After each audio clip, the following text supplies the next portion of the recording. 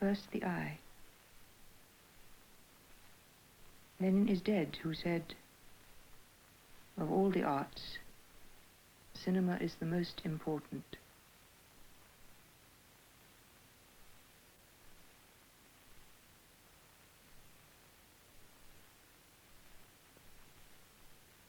First, the eye, then the cinema, which prints the look.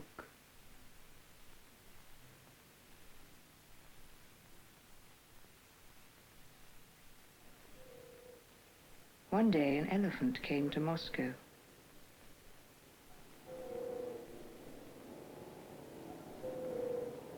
Another day a duck. He forgot to tell you how. The cinema saw it all. The Civil War was still within reach.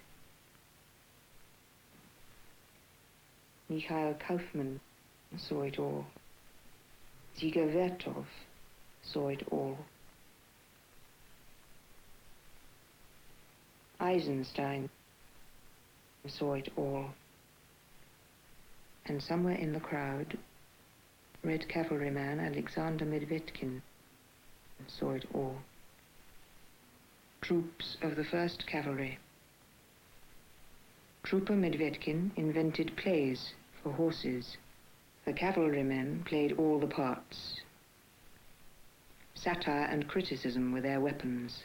They charged at stupidity as they would at their enemy.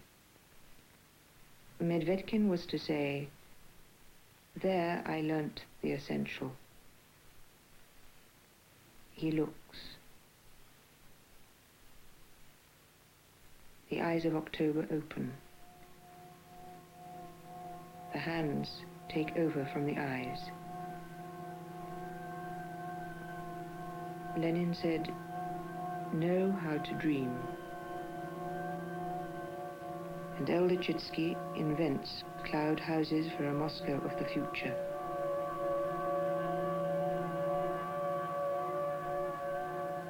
The dream engineers gather everywhere, as in Vitebsk,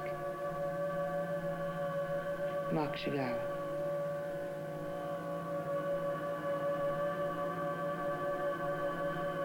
Throw art out of the museums.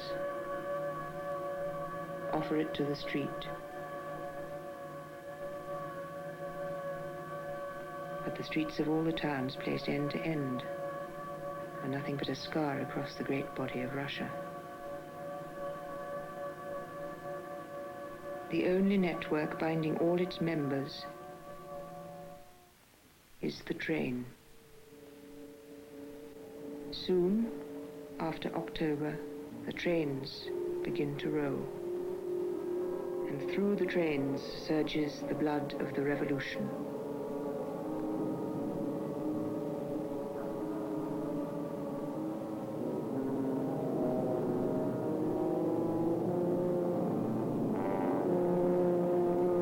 Fire at the generals with the image of generals. Fire at the nobility with the image of nobility. And for religion, a shooting gallery of bishops' heads. Agitation, propaganda, culture, literatura, literature, which means all things printed and therefore includes the cinema. Cinema lorries, cinema trains, cinema boats carrying films and sometimes cameras.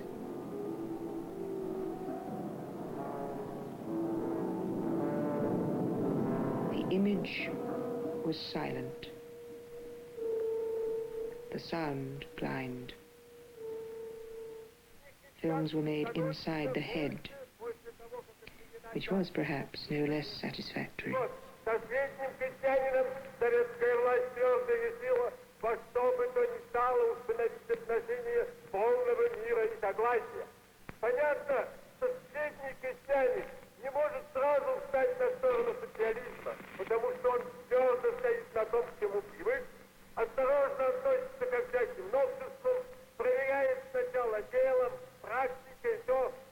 назовут Through the trains, the voice of Lenin carries across the Soviet Union as far as the republics of Asia, where young communists are bringing literacy to women in shackles.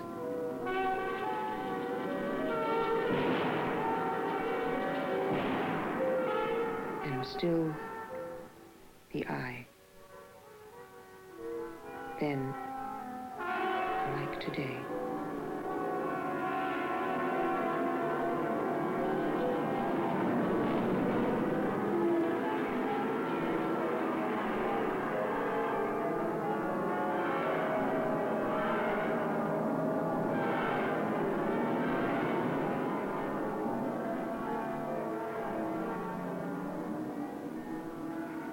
Dziga Vertov claimed to have found an eye more perfect than the human eye.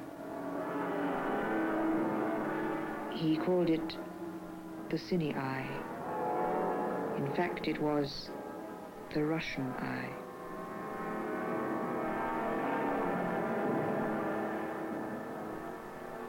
The 20s come to a close. Hard times begin. Churches no longer dress themselves as tanks, nor power stations as theaters.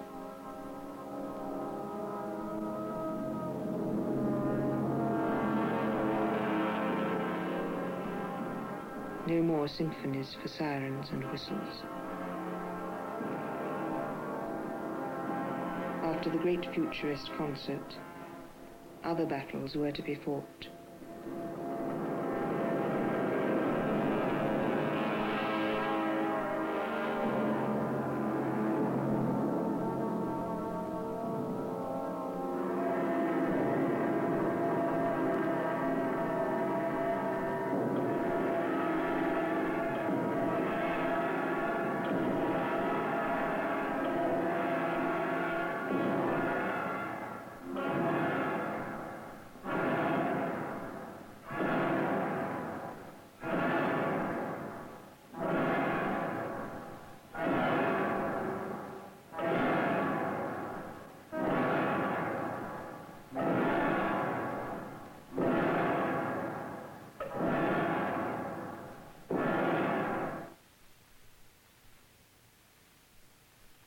Here is the story of one of those battles.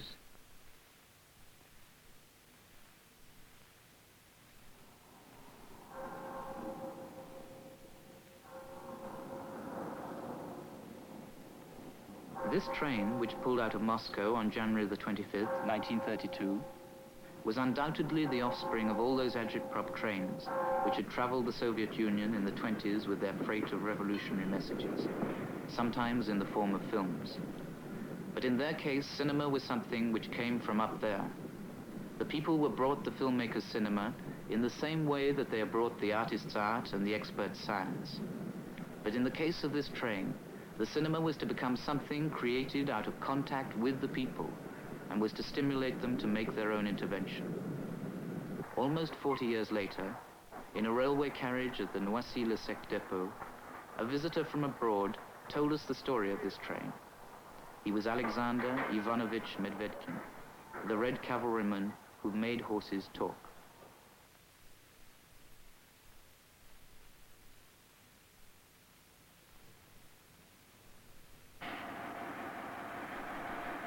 Этот поезд ничем не напоминает мой кинопоезд, который был 40 лет назад. И вагоны... This train doesn't remind me of my cine train of 40 years ago at all. The carriages aren't the same, the rails are narrow. But the comrades of the Slon Group persuaded me to come here to make my story about that train of 40 years ago seem more graphic, to make it easier to understand the conditions in which we worked in our day. 40 лет назад был более наглядным, чтобы легче было понять, в каких условиях мы работали в свое время. Давно это было, и... It was all a long time ago, and our train looked rather special. I must say it wasn't easy to set everything up in cramped railway carriages. Было разместить его вот в таких тесных вагонах. Но мы были молоды. But we were young, and we felt that uprooting the studio from its stone foundations and installing it into railway carriages was something worth doing, so that we could transport that studio across our vast country, film the life of our people, and show that life to the people directly, and in that way help them in the work of constructing a new world, which was a major and vital preoccupation with us at the time. Помогая ему строить новый мир, что было для нас тогда особенно важно и актуально. Мы взяли 3 пассажирских вагона. We took 3 passenger cars, emptied them of seats and furnishings, freed as much space as we could, and installed the most essential services. And first we put in the most important one of all, the laboratory. Киностудии, самый нужный цех и необходимый цех – это кинолаборатория, где обрабатывается пленка. Half the carriage, as I said, ours were bigger and wider than the French, half the carriage was transformed into a laboratory. Половину вагона мы отдали под кинолабораторию. Поставили баки, устроили очень сложное оборудование. We fitted up tanks and constructed a complex system for running water. A laboratory needs a great deal of water. We had to set the tanks on the roof so that a constant supply of water would be available for developing the film, and everything could function as it would in any studio on the ground. Который имеет каменный фундамент. The other half of the carriage was transformed into an editing room. 6 editing tables where 8 to 10 filmmakers could work on their films. 8-10 режиссеров, монтируя свои картины. Apart from the editing equipment, there was an animation section where we filmed titles and made animated films.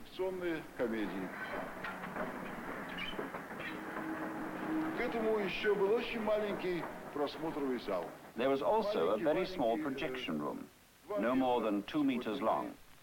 And with this, we had in fact completed the whole film cycle.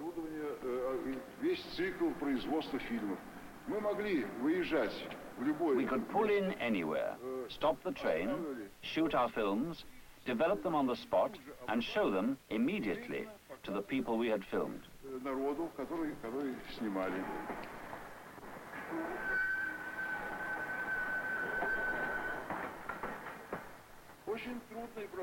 We had one very serious problem, and that was accommodation.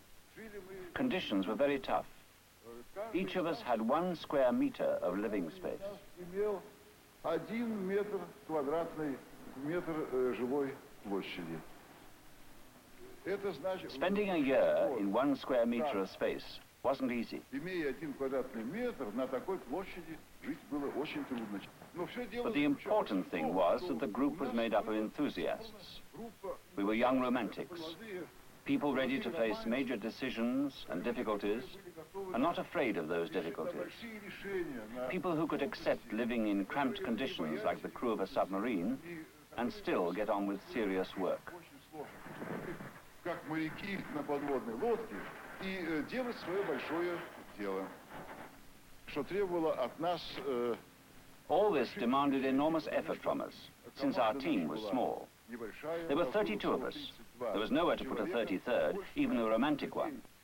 Remember, we had to do everything ourselves. Clean the carriages, keep the water running, splice the film, project it, fetch provisions, print the train newspaper. Everything that was necessary to living and working on the train, we did ourselves. All in all, it meant a combination of varied and unexpected occupations. Совмещая различные самые неожиданные профессии.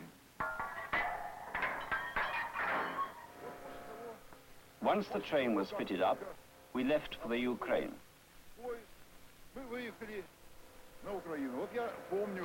This was one trip which I especially like to recall. The harvest was in progress in the Ukraine. They were difficult and complex times. Our peasants had only just organized a collective and cooperative method of farming, the kolkhoz.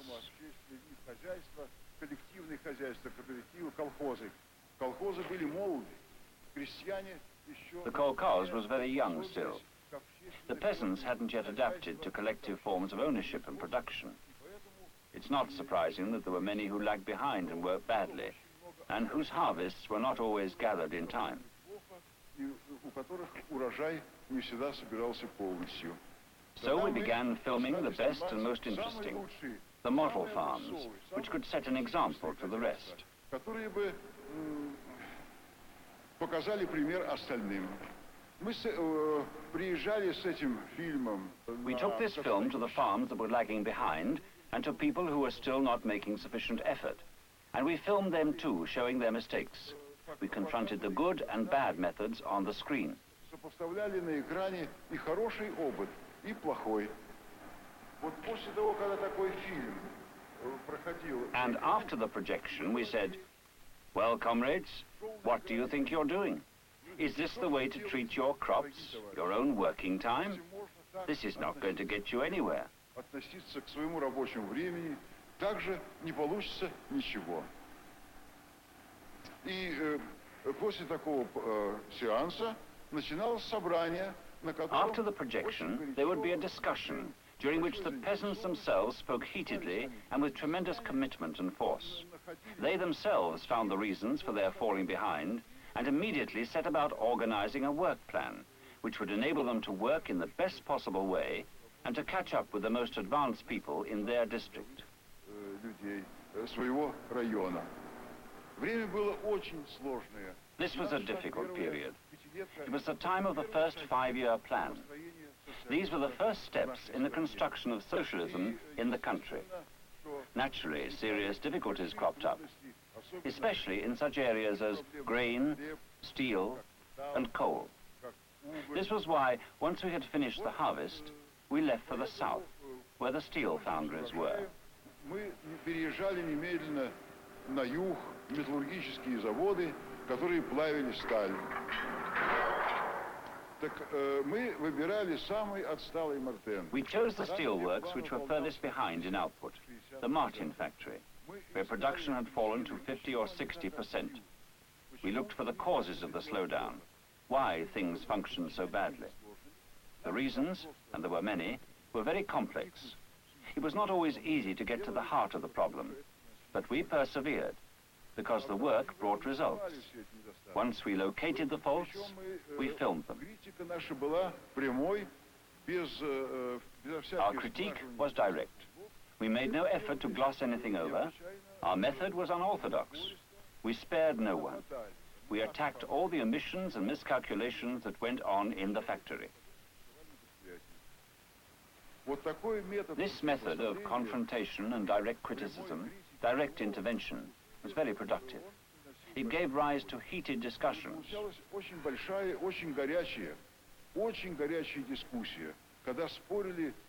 People argued long and intensely. Viewpoints clashed, and the encounters brought to light people who were hindering production and reasons, often trivial ones, which prevented the steel from being produced to schedule. And here, once again, a program was set up to remedy the situation.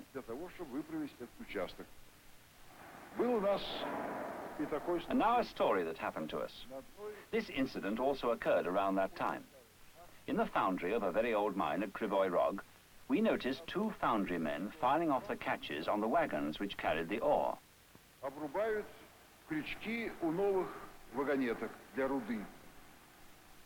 Why are you doing that, we asked. The wagons look new, the paint's still shining. Why should a foundry worker want to file off their catches?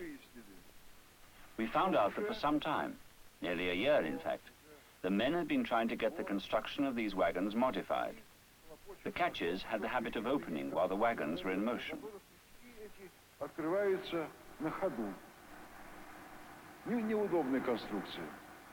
The design was extremely impractical. This was why they sawed them off, replacing them with their own handmade craftsman's catches, which were simple but fulfilled their function and held the wagons fast. We filmed all this. The factory was only about 12 kilometers away. We went there with our film, called a general meeting of the workers and engineers, and projected it.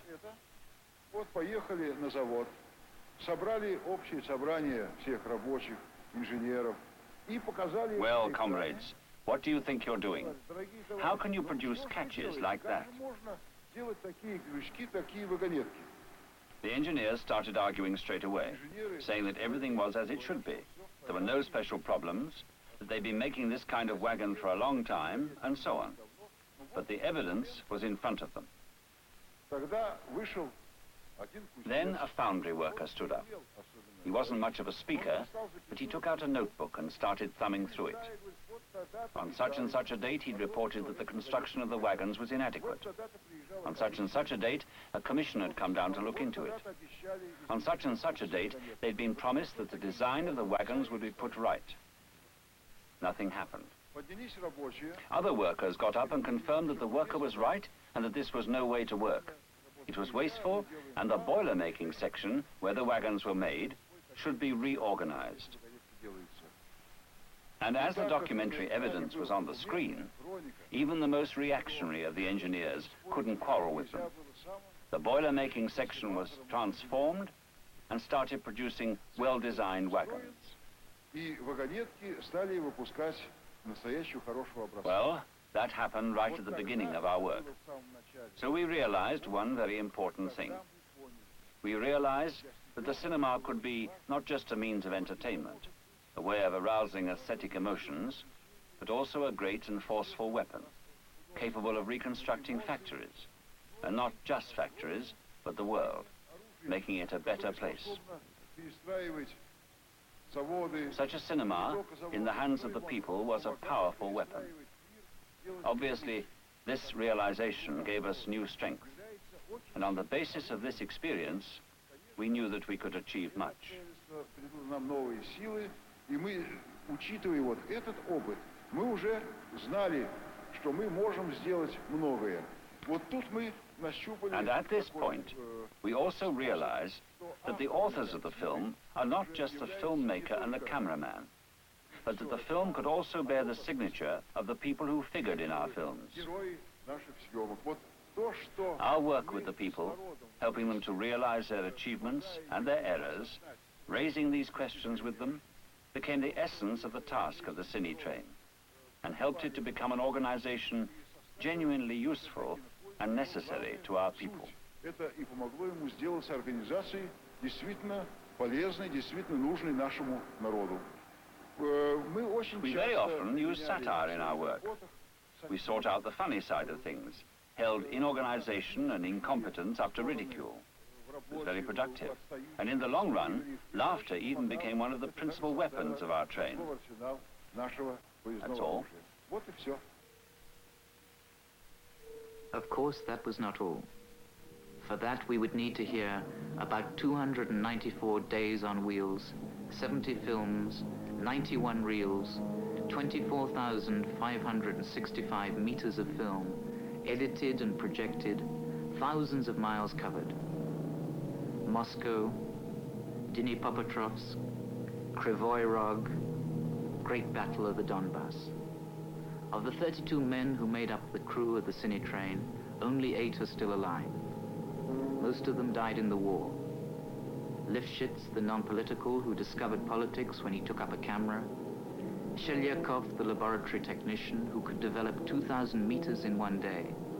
And Slonimovsky, who was called Slon, and who could play that great tune, Rosemary, like no one else.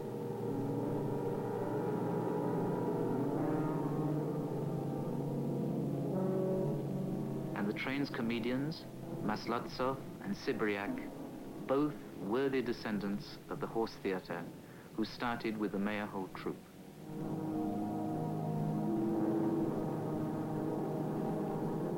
At the center of the whole experience is an idea which Medvedkin repeated many times.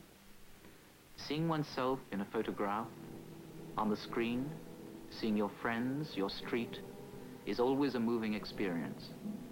This experience can be a lever for common action.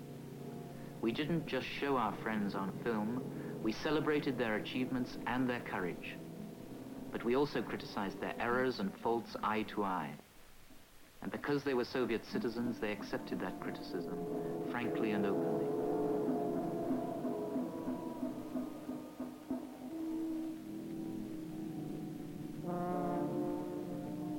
That was 40 years ago.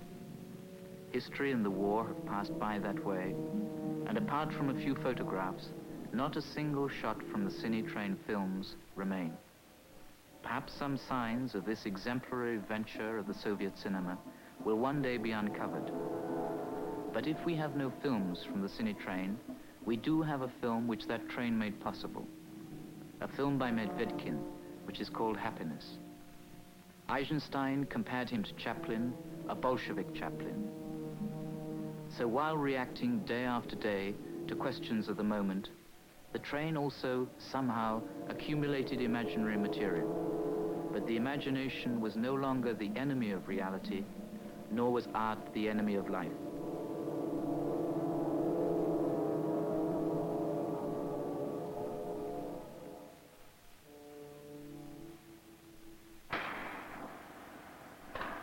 Работа киноход крепко связала нас.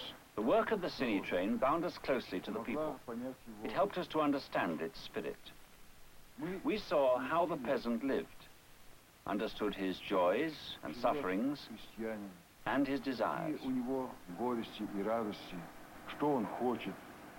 И вот там, в этом случае, я должен сказать. And it was here that I encountered a very interesting type of peasant.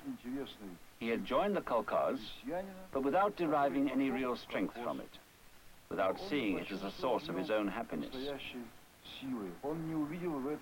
For this kind of peasant, life was difficult. He was not really liked, people mocked him, and he was extremely unhappy.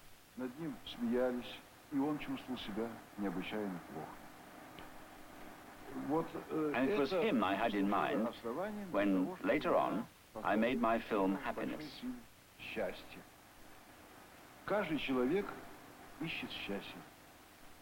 Every man looks for happiness. Some see it in wealth, but the Russian peasant, who lived a life of hardship and poverty, saw it in his own way. Anton Pavlovich Chekhov once wrote in his diaries, "What does the Russian peasant dream of? If I were a Tsar, I'd steal 100 rubles and run for it." There's a Russian proverb which says, "If I were a Tsar, I'd eat pork fat spread with pork fat, and I'd sleep."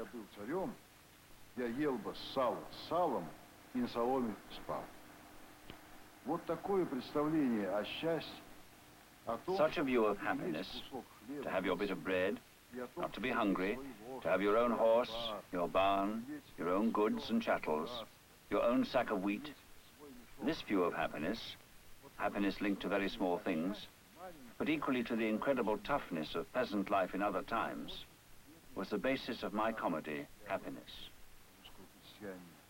Оно и послужило основой для моей комедии «Счастье». Я там I tried to show the tragedy of such a man, his efforts to find an ideal life for himself somewhere. Of course, he couldn't envisage it on a grand scale. He was very limited. But he envisaged it in his own manner and sought to attain his happiness in his own way. мечтал об этом и по-своему добивался вот такого счастья. И вот я старался в этой картине In the film, I tried to tell a story that was funny and sad and tragic. The story of Khmir, a peasant of that kind for whom nothing ever went right. He lived a hard life, like his grandfather and his great-grandfather before him. Then, at the end of the film, in a way that takes him completely by surprise, he discovers that others could be interested in him, care about him.